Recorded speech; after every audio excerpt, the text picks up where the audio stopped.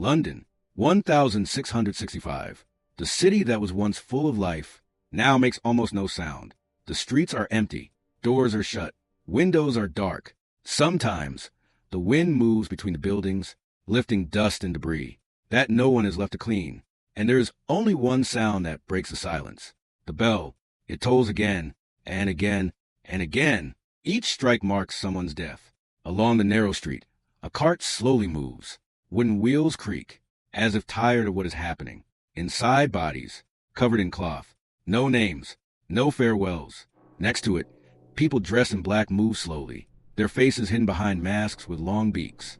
They look less like doctors, and more like something from a nightmare. Inside those beaks, herbs, vinegar, and spices. They believe it will protect them from the disease. But the truth is, the plague is already near. It is in the air, in the houses, in the bodies, and there is no escape from it. One of the doctors stops. He looks at a door. On it, a red cross. Below it, a sign reads, "Lord, have mercy upon us." He does not knock. He does not enter, because he already knows what is inside. But it was not always like this.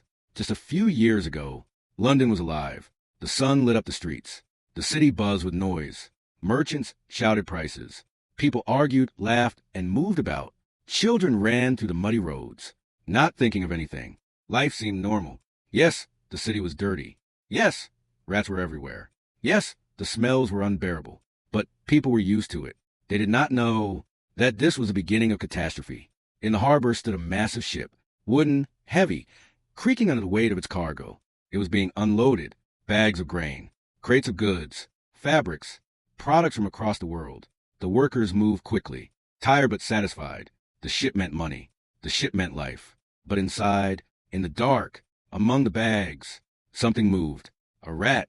It cautiously came out, stopped, sniffed the air. Then it started gnawing the bag. Grain spilled onto the floor. It ate, and it was not alone. On its fur, fleas crawled, tiny, almost invisible, but they carried the plague. A plague that no one yet understood. The grain was delivered to the city, to churches, to wealthy homes, to barracks, to hospitals. It became part of daily life. People touched it, stored it, ate it, and along with it, the disease spread. At first, no one noticed. One person fell ill, then another. It seemed normal. People always got sick. But then, something changed. The fever grew higher. Weakness became unbearable. And then they appeared. The buboes. Painful swellings. Dark. Frightening.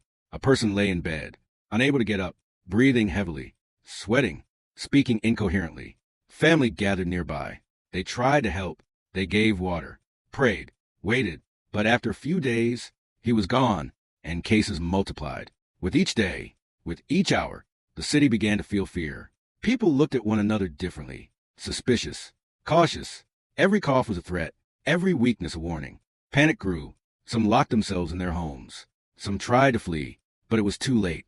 The plague was everywhere. The authorities acted harshly. If a house had a sick person, it was sealed. From the outside, doors locked, a red cross painted on them. It meant, inside disease. People screamed, begged to be let out, but no one opened the door. Sometimes healthy people remained inside, but it no longer mattered. The city began to die, slowly, but inevitably. Back to 1665. Carts roll through the streets. Take out the dead. Cries echo in the night. People open doors and remove the bodies, sometimes their own family, sometimes strangers they do not recognize.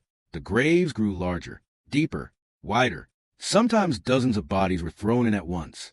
No names, no ceremony, and it continues, day by day, week by week, month by month. But then, something changes. At first, imperceptibly. Fewer deaths, fewer carts, fewer bells. People do not believe it. They are afraid to hope. But the plague really retreats. Why? No one knows.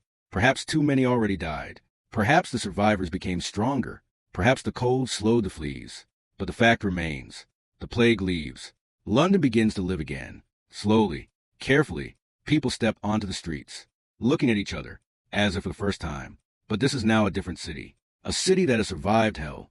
A city that lost thousands. A city forever changed. And even decades later, it will remember the bells, the red crosses on doors, and the silence that once swallowed everything.